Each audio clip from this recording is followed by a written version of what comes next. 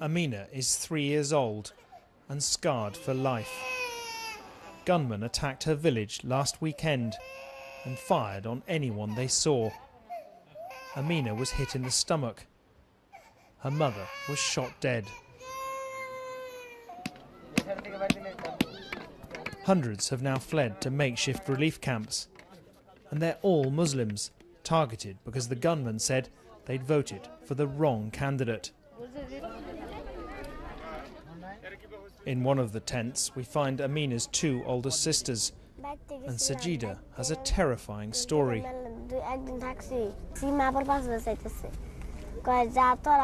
It was afternoon, and all the men were across the river in the market, and we heard gunshots. We ran to my mother, and then we all ran.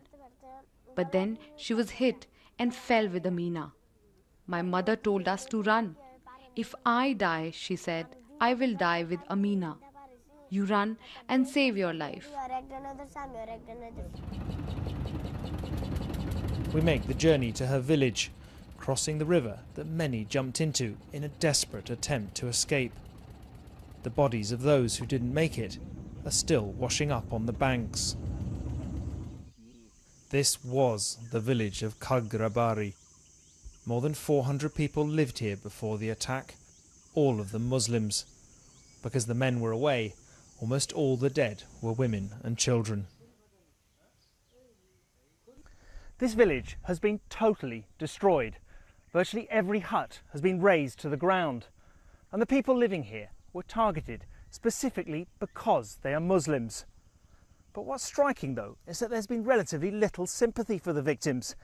Instead, they've become pawns in India's election battle, with some even calling for them to be deported. Security personnel are now out in force. But many Indians dismiss those they're protecting as being illegal immigrants from neighbouring Bangladesh. And the frontrunner to be India's next Prime Minister has said he wants them out. You can write it down.